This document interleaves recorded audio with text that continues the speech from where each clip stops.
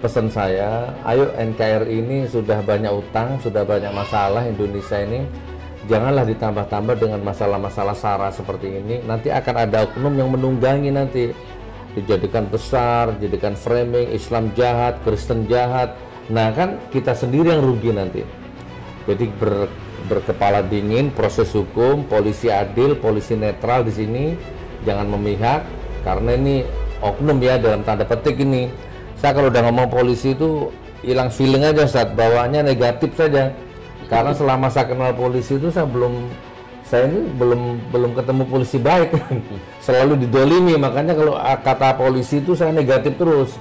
Yang adil di sini ya. Jadi wasit yang adil, jangan jadi pemain. Ya Pak Polisi, tapi insya Allah polisi yang di Padang ini insya Allah lah ya. Ya, assalamualaikum warahmatullahi wabarakatuh. Waalaikumsalam warahmatullahi wabarakatuh. Bertemu kembali sahabat Gus Nur, jamaah hamba Allah dimanapun berada, wabil khusus masyarakat Sumatera Barat ini ya. Kebetulan saya hari ini sudah sampai di Padang di Sumatera Barat, dan saya penasaran. Alhamdulillah Allah qadar saya bisa datang ke sini, qadarullah. Jadi ternyata di Padang ini sedang ada peristiwa yang sangat viral, bahkan peristiwa yang sangat sensitif karena menyangkut agama, pertarungan atau pertempuran antar agama ini ngeri-ngeri sedap.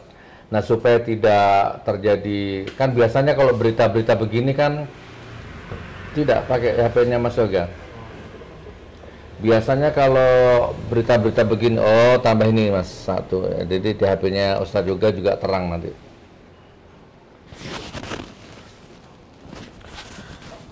Biasanya kalau berita begini itu kan apa ya, pasti ada orang yang memancing di air keruh gitu ya, pasti ada orang yang memanfaatkan untuk semakin memperkeruh ya. Orang-orang suka pecah belah bangsa, pecah belah agama, itu seneng kalau seperti ini. Jadi intinya yang saya baca di berita simpang siur, tapi intinya ada gereja dibakar sama umat Islam di Padang gitu kan. Di Padang ini intoleran, provinsi yang sudah tidak toleransi lagi maksudnya ya. Nah, ini kebetulan hari ini di sebelah saya ada Ustadz Uja. Ya, ini Ustadz yang juga insya Allah salah satu garda terdepan dalam menjaga stabilitas kerukunan antar umat beragama, salah satunya juga beliau ini. Kita langsung akan dengar dari sumbernya langsung saja. Ya, jadi tidak usah dengar dari A, B, C, D, daripada nanti dipelintir, dipotong, diedit. Lebih baik kita langsung dengar dari sumbernya. Nah, beliau yang tahu di tempat, beliau yang tahu lokasinya, detail. Jadi, monggo Ustadz Uja, saya dengar ada gereja dibakar, ada kisruh antara pendeta dan umat Islam. Bukan dibakar, dihancurkan. Dihancurkan, nah dihancurkan ya. Gimana Ustadz? Monggo dijelaskan Ustadz. Ya, syukran Ustadz. Assalamualaikum warahmatullahi wabarakatuh. Waalaikumsalam warahmatullahi wabarakatuh. Alhamdulillahi rabbil alamin. Ashhadu an la ilaha illallah wahdahu la syarikalah, wa ashhadu anna Muhammadan abduhu wa rasuluh sallallahu alaihi wasallam, la nabiyya ba'dah. Yang sama-sama kita hormati, kita muliakan guru kita Gus Nur. Semoga Allah selalu mengistiqomahkannya di jalan Allah. Amin. Sehingga saya secara pribadi terus khidmat dengan dakwah beliau di Indonesia, khususnya di provinsi-provinsi di Indonesia. Ikhwan fillah yang dimuliakan oleh Allah, ada yang ingin saya luruskan sebenarnya. Simpang siur kejadian Islam vs Kristen atau Kristen vs Islam. Sekarang banyak yang menghujat Minangkabau itu bukanlah intoleran, bukan menjunjung tinggi toleransi. Tapi hari ini insya Allah semoga dengan video ini nanti beredar, ini bisa kita luruskan, khususnya buat saudara-saudara saya di Medan, di Manado, di NTT, di Papua, bisa melihat video ini dan kita bisa berpikir secara jernih. Maka saya rentetkan urutan kejadian dari awal. Apa sebabnya rumah pribadi ini dihancurkan? Bahkan orang mengatakan gereja. Nah, maka yuk sama-sama kita simak. Yang pertama, rumah yang didirikan oleh seorang pendeta ini namanya Fatrio Daci, orang Nias, lahirnya 1969. Tinggalnya di Parak-Karakah. Beliau bukan orang Padang Sarai, tapi tinggalnya di Parak-Karakah. Dia mendirikan rumah pribadi di Padang Sarai. Parak-Karakah dengan Padang Sarai itu ada jaraknya sekitar 4 atau 50 menit dari rumah beliau, tempat tinggal beliau, ketika beliau mendirikan rumah pribadi. Nah, ketika beliau mendirikan rumah pribadi itu, kejadian-kejadian ini mulai di bulan Januari kemarin, Gus. Januari itu dia mulai mengadakan mengundang jamaah-jamaahnya ke sana. Datang anak-anak, dinamakan rumah doa. Rumah doa ini berarti ibadah, tempat ibadah. Rumah ibadah, rumah doa itu artinya rumah ibadah. Datang anak-anak, dijadikan rumah doa ini rumah singgah. Tetapi masyarakat gelisah. Gelisahnya ini kok ada yang seperti ini, rumah pribadi ini. Tapi masyarakat belum berbuat anarkis, ingin mencari tahu lebih dahulu. Nah, ketika ditanya, masyarakat menanya kepada jemaah ini katanya adalah rumah doa, rumah singgah. Nah, masyarakat awam belum tahu arti rumah doa ini. Arti rumah doa itu kan adalah ibadah, rumah ibadah. Nah, maka setiap minggu itu ada kegiatan di sana. Ada anak-anak yang diajarkan di sana, ada ibu-ibu yang datang ke sana. Yang anehnya, ini yang perlu kita tahu. Yang anehnya, warga di sana kan ada Nasrani juga, ada orang Nias juga. Orang Nias yang di sana tuh tidak suka dengan pendeta ini fakta. Ada saksi di sana. Jadi orang sana kan ada Nasrani. Orang Nasrani di sana tidak suka dengan jamaah yang datang dari luar. Yang karena dia membawa jamaah dari luar.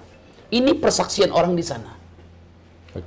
Ternyata yang lebih mengejutkan, datang orang PLN. Datang orang PLN ke Padang Sarai tersebut, ke rumah pribadi ini, ingin menaikkan daya listrik. Yang dicarinya bukan rumah doa, tapi yang dicarinya adalah gereja. Ditanya kepada masyarakat, Pak, Bu, di mana gereja di sini? Lah, dilihat alamatnya. Oh, ini benar di sini. RT ini, RW ini, jalan ini rumahnya. Ini bukan gereja. Ini rumah pribadi. Dilihat surat tugas orang PLN ini, dibaca, wah gereja. Maka disitulah masyarakat saking penasarannya, yang di media sosial kan taunya masyarakat langsung menyerang rumah pribadi ini yang dijadikan gereja. Padahal bukan begitu. Ditanya dulu, kenapa ini dijadikan gereja? Kalau didirikan gereja, surat izinnya mana? Mendirikan rumah ibadah tuh ada surat izinnya. Yang saya tahu nih, Gus, yang saya tahu, syarat mendirikan gereja itu minimal harus ada 90 jamaah Nasrani yang ada di sana. Yang kedua, kalau ingin mendirikan gereja harus ada 60 orang tanda tangan yang berada di sana. 60 orang ini maksudnya agama Islam. Yang ketiga, syaratnya dia harus minta izin kepada masjid setempat. Itu yang saya lihat tuh 3 masjid atau tambah 1 musola. Selanjutnya harus ada izin dari RT, ada izin dari RW, ada surat dari FKUB, forum apa namanya? Komunikasi Umat beragama. Nah, ternyata ini tidak dilakukan oleh pendeta ini. Nah, sekali, 2 kali. Lalu apa yang menyebabkan rumah pribadi ini dihancurkan oleh masyarakat setempat? Apa kata orang jemaahnya? Kalau kami tidak boleh beribadah di sini, sembahyang di sini, perang saja Kristen dengan Islam. Itulah yang menyebabkan rumah pribadi yang disangka gereja ini dihancurkan oleh warga di sana. Itu salah satu sebabnya. Nah, otomatis jamaahnya ini adalah mengeluarkan narasi yang tidak baik. Bahasanya provokasi. Maka terpancinglah warga. Seluruh warga di sana terpancing. Dihancurkan rumah ini. Tapi yang beredar di video, warga di sana memukul anak-anak. Padahal sedikit pun anak-anak tidak dipukul. Anak-anak tidak dipukul. Keluar di media sosial, gimana nih anak-anak dipukul ini segala macam. Kalau memang rumah pribadi itu dijadikan gereja, kenalapan langsung main anarkis. Kita tidak main anarkis, ditanya dulu. Satu kali ditanya, dua kali ditanya. Ternyata ketiga kalinya dia mengajak perang. Perang saja Kristen dengan Islam. Itulah yang memancing. Tapi lebih ininya secara mendetil, Gus. Ternyata, ini mohon maaf, ini fakta. Saya tidak berbicara kalau tidak sesuai dengan fakta. Faktanya, orang Nias di sana, hidupnya bukan sehari. Hidupnya bukan 2 hari, bukan sebulan, bukan tahun, bahkan ratusan tahun. Orang Nias, orang Nasrani di sana sudah berdampingan dengan orang-orang Padang Sarai. Yang membuat kisruh ini orang luar di sana. Jamaah yang dibawa di luar Padang Sarai. Itu yang membuat rusuh. Nah, orang Nasrani yang ada di Padang Sarai itu mendukung saudara-saudara kita yang beragama Islam yang ada di sana. Dia tidak suka jamaah Nasrani yang ada di luar datang ke sana. Nah, itu yang menyebabkan rusuh. Makanya dilaporkan ada pengecaranya agak-agak arogan lah gayanya. Ya kan, orang ini harus ditangkap. Orang perusuh ini harus ditangkap, yang menghancurkan gereja ini katanya harus ditangkap. Nah, ditangkap 9 orang, dibebaskan 4 orang karena yang dilihat video 5 orang ini yang nampak sekali menghancurkan gereja. Keluarlah statement dari Buya Gusri Zalgazahar, Majelis Ulama Sumatera Barat. Nggak mungkin tidak ada asap kalau tidak ada api. Maksudnya apa? Orang ini ditangkap. Cari apa yang menyebabkan orang ini ditangkap. Apa yang menyebabkan orang ini menghancurkan rumah ibadah tersebut. Maka saya buat suatu video, juga viral di media sosial, hujatan yang begitu luar biasa. Saya cari pematiknya. Apa yang menyebabkan rumah pribadi ini dihancurkan? Silakan, tidak apa-apa. Kita di Indonesia ini adalah negara hukum. Tangkap orang ini silakan, tapi apa yang menyebabkan orang ini menghancurkan rumah ibadah ini? Yang disangka rumah ibadah, padahal itu rumah pribadi. Coba cari. Kalau memang jamaahnya memprovokasi, yang mengatakan perang saja Kristen dengan Islam, maka orang ini harus dimintai keterangan. Atau orang ini ditangkap. Yang pertama. Yang kedua, seorang pendeta ini yang bernama Fatilo Daci ini juga harus dimintai keterangan. Kenapa dia mendirikan gereja tanpa sepengetahuan masyarakat? Kenapa dia mendirikan gereja tanpa sepengetahuan orang Nasrani di sana? Bayangkan, Nasrani sama Nasrani saja, Kristen sama Kristen saja, dia sama dia saja tidak suka-suka datangnya orang Nasrani ke tempat Padang Sarai tersebut. Nah, sekarang kan di framing di media sosial bahwasannya Sumatera Barat ditunjukkan secara menyeluruh tidak intoleran, kan? Tidak menjunjung tinggi toleransi. Saya bilang, Sumatera Barat ini adik bersandi sarak, sarak bersandi kitabullah, sarak mengatur adik memakai. Jangan kalian ajarkan kami ini toleransi. Kami hidup dengan orang Nasrani ini bukan sehari, bukan 2 hari, bukan setahun, bukan 2 tahun, ratusan tahun kami berdampingan. Kami tidak pernah rusuh. Kami saling menghargai. Kalau kami rusuh, kalau kami tidak menghargai, sudah kami hancurkan tuh gereja-gereja.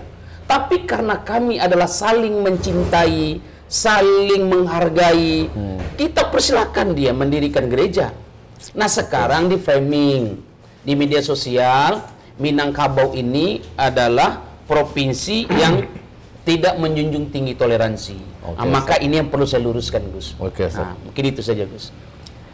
Baik, jadi gini Ustadz ya, saya simpulkan akhirnya. Pertama, Padang atau Sumatera Barat ini pada khususnya sudah hidup berdampingan dengan rukun, dengan mesra, dengan umat non-Islam ya, dengan umat Nasrani, Kristen atau apapun, bukan hanya puluhan tahun tapi ratusan tahun. Jadi orang Padang ini, Muslim Padang itu sangat toleransi. Itu yang pertama. Yang kedua, itu ada seorang pendeta bukan dari daerah itu. Ya, bukan daerah Padang Sare. Padang Sare. Iya. Ini konflik ini ada di lokasi namanya Padang Sare. Iya. Oke. Jadi ada pendeta punya rumah mungkin di situ mendirikan rumah pribadi. Iya. Oke, nanti saya ini baru umum ya, nanti ada pendapat pribadi saya ini. Pendeta pendatang bikin rumah pribadi di situ.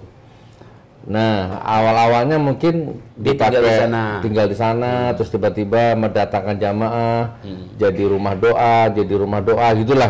Betul. Terjadilah mulai kasak kusuk, bisik-bisik tetangga gitu, tapi dibiarkan saja. Karena nggak ada apa-apa ya, sampai suatu ketika ada petugas PLN. Betul. Ada petugas PLN datang mencari alamat pendeta itu, tanya kepada warga sekitar, mana gereja di sini? Ada, kita mau menambah daya listrik untuk gereja.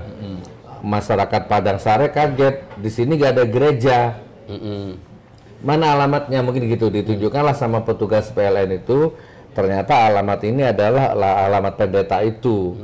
Loh, kok gereja? Setahu masyarakat di Padang Sare itu bukan gereja, rumah tinggal, rumah pribadi. Nah, maka terjadilah mulai kelas itu. Gitu kesimpulannya, Ustadz ya. Iya. Nah, sebelum rumah itu dihancurkan, masyarakat ini bertanya dulu. Oke, bertanya, klarifikasi. Iya. Dalam bahasa Islam tabayun. Iya, tabayun. Ternyata sekali tabayun nggak ada jawaban. Dua kali nggak ada. Ketiga kali jamaahnya ngomong. Perang saja Kristen dengan Islam. Nah, itulah yang memancing keributan. Oke. Jadi ada anak-anak di dalam, orang sana semuanya bersaksi. Bahkan ada orang Nias, orang Nasrani pun bersaksi di sana. Kami di sini hidup rukun damai. Kami jangan diganggu. Nah, itu orang Nasrani sendiri yang mengedukasi bahasanya. Kami ini hidup sudah berdampingan, bukan sehari dua hari, sudah ratusan tahun. Jangan diusik. Yang datang itu jamaah dari luar. Jamaah yang dibawa ini bukan orang sana, Gus. Orang dari luar. Nah, itu yang membuat rusuh. Sebenarnya gini, teman-teman ya. Ini saya di luar ini ya, saya objektif ini. Sebenarnya kejadian seperti ini saya sering alami, Ustadz. Bukan hanya di Padang, di Jawa pun sering acara-acara adegan-adegan seperti ini. Rumah tinggal tiba-tiba dipakai rumah doa, tiba-tiba jadi gereja, gitu kan. Itu tanpa izin, tanpa prosedur yang resmi tadi itu, Ustaz. Harus ada 90 tanda tangan umat Islam, harus ada 60 tanda tangan warga penduduk sekitar, dan harus ada macam-macam panjang izinnya itu. Itu nggak ada, maka terjadilah chaos-chaos seperti ini. Nah, biasanya chaos ini karena ini memang sudah zamannya medsos. Kalau dulu sering chaos seperti ini, cuman karena nggak ada medsos, nggak viral, Ustaz. Nah, sekarang karena medsos, api yang kecil ini membesar sampai menjadi isu nasional, menusantara, sehingga memprovokasi kerukunan umat beragama di tempat-tempat lain. Betul. Terjadilah nanti di Manado atau di mana kita boikot masakan Padang, gara-gara kejadian seperti ini. Iya. Padahal kejadian yang benar ya seperti yang beliau tuturkan tadi itu. Nah, jadi pesan saya, ayo NKRI ini sudah banyak utang, sudah banyak masalah Indonesia ini. Janganlah ditambah-tambah dengan masalah-masalah SARA seperti ini. Nanti akan ada oknum yang menunggangi nanti. Dijadikan besar, jadikan framing, Islam jahat, Kristen jahat. Nah, kan kita sendiri yang rugi nanti. Jadi berkepala dingin, proses hukum, polisi adil, polisi netral di sini. Jangan memihak, karena ini oknum ya dalam tanda petik ini. Saya kalau udah ngomong polisi itu hilang feeling aja, Ustaz, bawaannya negatif saja. Karena selama saya kenal polisi itu saya ini belum ketemu polisi baik. Selalu didolimi, makanya kalau kata polisi itu saya negatif terus. Yang adil di sini ya. Jadi wasit yang adil, jangan jadi pemain. Ya, Pak polisi, tapi insya Allah polisi yang di Padang ini insya Allah lah ya apa tadi Ustaz? Sara Adek bersandisara, ya, adek bersandisara, sara mengatu, adek memakai. Itulah prinsip yang luar biasa itu. Yang satunya lagi Ustaz. Apa tuh? Adat bersandi sara bersandi kitabullah. Iya, betul.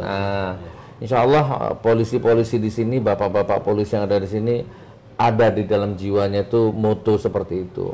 Jadi diredam, diselesaikan secara hukum, profesional, yang salah ditangkap, diproses, yang tidak salah segera dibebaskan. Gitu Ustaz ya. Tapi yang jelas Gus, kami tetap mengadakan musyawarah dengan mereka. Kami tidak, kalau misalnya sebenarnya ini bukan masalah agama, ini masalah komunikasi saja, miskomunikasi saja. Karena dia mendirikan rumah pribadi dijadikan gereja, itu saja. Dan bahasanya itu adalah bahasa provokasi. Dan sekarang kami orang Minang, khususnya yang tinggal di Padang, menyampaikan seperti ini. Selesaikan ini kekeluargaan, bebaskan saudara-saudara kami yang ber5 orang tersebut, dan uruslah surat perizinannya. Nah, kami tidak melarang mereka beribadah, kami tidak melarang mereka mendirikan gereja, uruslah. Dan itu kami juga nggak mau mempermasalahkan. Yang memprovokasi kita maafkan secara kekeluargaan. Yang pendeta ini ingin mendirikan gereja, silahkan dirikan gereja, tapi urus surat izinnya. Tetapi kalau saudara kami tidak dibebaskan, dia berbicara tentang hukum, kami pun akan berbicara tentang hukum.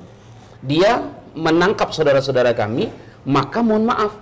Dan orang yang menjadi provokasi ini juga harus kami laporkan ke kepolisian. Yang kedua, pendeta ini juga kami laporkan. Kenapa harus kami laporkan? Karena dia mendirikan rumah ibadah bukan legal. Ilegal. Nah, ini juga harus diproses secara hukum. Teman-teman kami diproses secara hukum. Kenapa pendeta ini dibiarkan? Oh, begitu ya. Harus diproses. Tapi kalau ingin bermusyawarah, yuk kita duduk bersama. Ya, insya Allah lah ya. Menurut saya sih, menurut saya pribadi, Padang Sumatera Barat ini sangat indah, sangat elok ya, masyarakatnya sangat luar biasa. Jadi jangan sampai dinodai ya, jangan sampai terpecah dengan peristiwa ini. Mudah-mudahan rukun selalu, amin, berkah selalu, dan segera diproses secara hukum, secara profesional. Gitu ya Ustaz ya? Iya. Teman-teman Nasrani yang ada di Manado, di Medan, di mana lagi, di Papua, di NTT, ya, di mana-mana lah ya. Ayo kita jaga kerukunan umat beragama ini. Di dalam Islam ada oknum, di dalam Nasrani juga ada oknum. Di segala macam lini birokrasi juga ada oknum. Jadi biasalah seperti itu, namanya hidup di dunia. Yang penting yuk kita rukun, tabayun, jernihkan pikiran, koordinasi yang baik, tanya yang baik, konfirmasi yang baik, dengan satu tujuan mencapai kerukunan. Gitu ya. Makmur Padang, damai Padang, kondusif Padang, insya Allah berkah, baldatun thayyibatun warabun ghafur, Padang, Sumatera Barat. Assalamualaikum warahmatullahi wabarakatuh. Waalaikumsalam warahmatullahi wabarakatuh. Alhamdulillah, masya